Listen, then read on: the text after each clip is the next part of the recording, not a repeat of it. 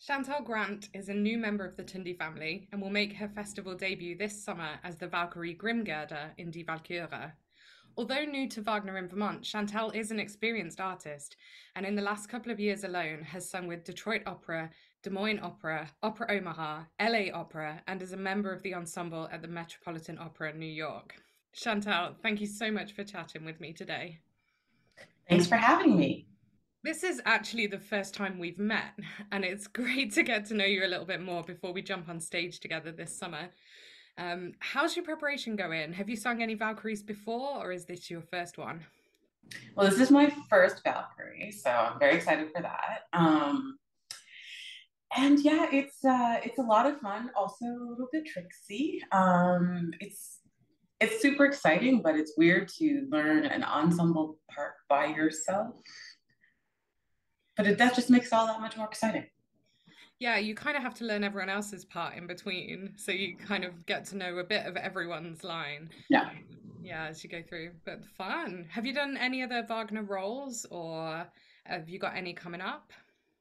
I actually have. I'm doing I guess you'd call it kind of like a role study in Berlin. I leave on Wednesday. So I'll be singing Fricka and Die Walküre, which I'm very excited about.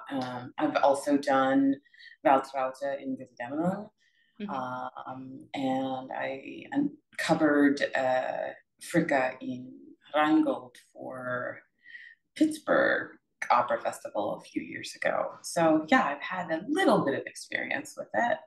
Fun. So just little first steps into the ring. Yeah. That's standard mezzo rep for first steps into the ring. So yeah, fab. Do you have any kind of favorite roles that you're saying they don't have to be Wagner roles, but or any dream roles that you want to put out into the world today? Well, dream roles. I mean, I want to sing Clytemnestra in Electra so bad. I Oh yeah. love that. That music really just speaks to my soul. Um, Other than that, I mean, I'm pretty much open to sing almost anything. It's just Cool. such an honor to be able to do this work. And yeah. Great. Yeah, Clytemnestra is such a great role. Yeah. Ooh, that would be fun. Now I'm dying to get the inside scoop. What's it really like to work as a chorister at the Met? uh, Terrifying and okay, well, that's not true. It's really kind of like living your dream. And I say that in all honesty, and I don't mean that to sound cliche. I mean, I actually get paid to stand on stage and listen to incredible artists, both in the pit, on the stage, behind the scenes, making costumes. I mean, it's such an incredible experience. And my colleagues are amazing. And it's a dream. Wow, it sounds it. Yeah, it's one of those coveted positions to be there on that stage. So, yeah, exciting. Have you always been a singer, or have you had any other lives, any other jobs, any other roles? Um, wow. No, I have not always been a singer. I was a banker at one time. Um, and I kind of fell into that. My mom was a banker. Hmm. And so it was like a natural progression from a summer job into that kind of a field. And it had its good points. It just was not a fit for me emotionally, let's say.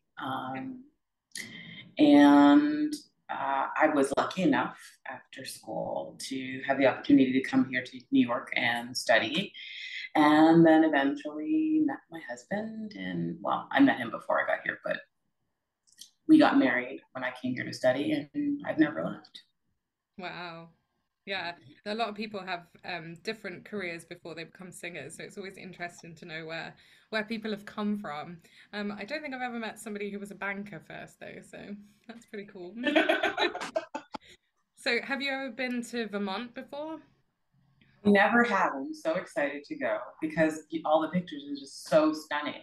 And it, reminds me a little bit of home coming from Southern Ontario and Hmm. seeing the trees and all of the beauty, that natural beauty, that rustic. I'm just super excited. I can't even say. Yeah, it's like a totally different world to New York. Mhm.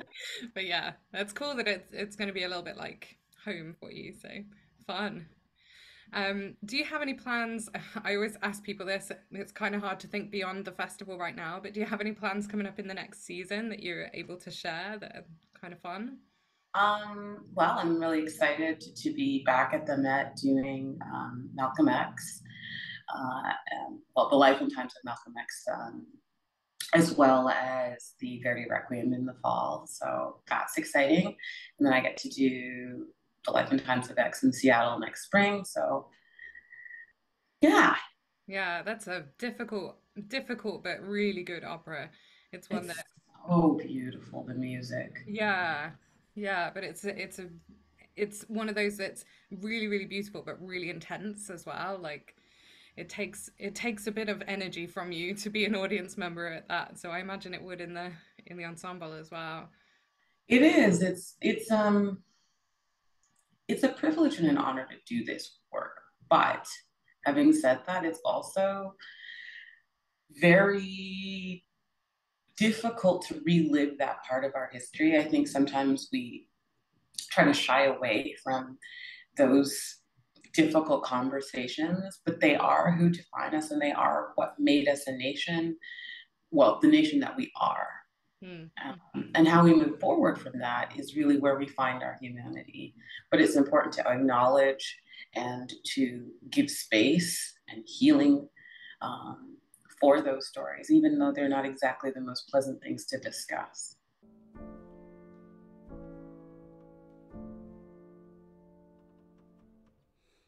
Vorüber, ach vorüber, gewürdet Glogen mein, ich bin noch jung, geleber, und rühre mich nicht an, und rühre mich nicht an.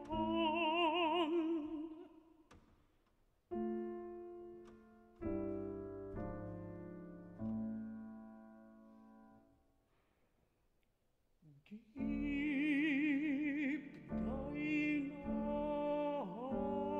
Hand, du schön zart Gebild, bin Freund und komme nicht zu strafen.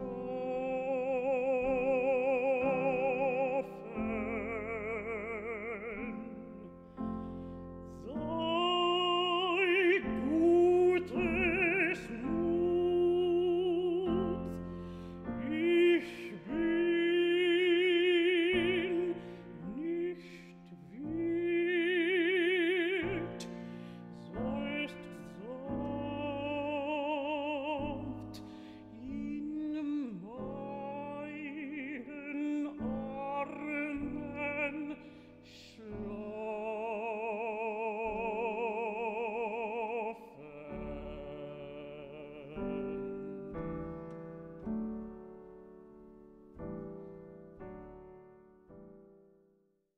So we jump in the car with you for a road trip.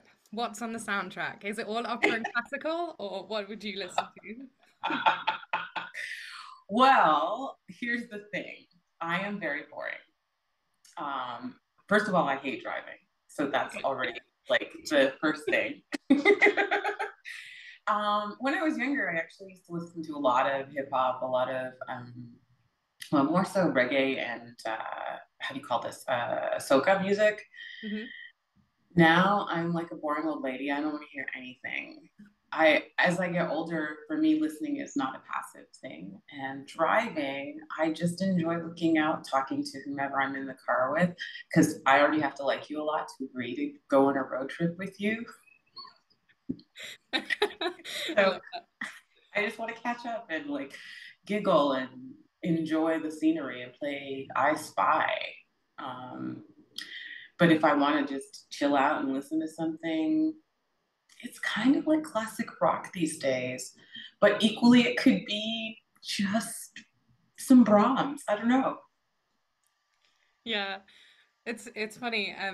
We like as singers and musicians, we tend to have such a lot of noise in our everyday life that actually sometimes we just need the quiet and the conversation. So I totally get that.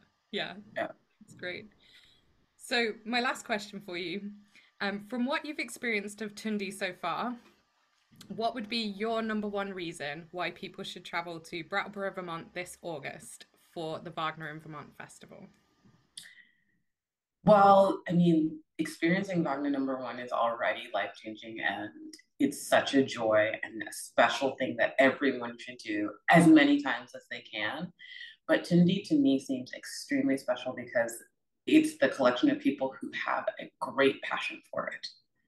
And it's a family environment. And although it's my first time, some of the members of this ensemble I have already worked with or have heard sing Wagner before, and everyone's in for a treat. It's going to be amazing. Yeah, awesome. Great. Well, thank you so much, and thank you for chatting with me today. Well, thank you for having me. It's such a joy, and I can't wait to work with you.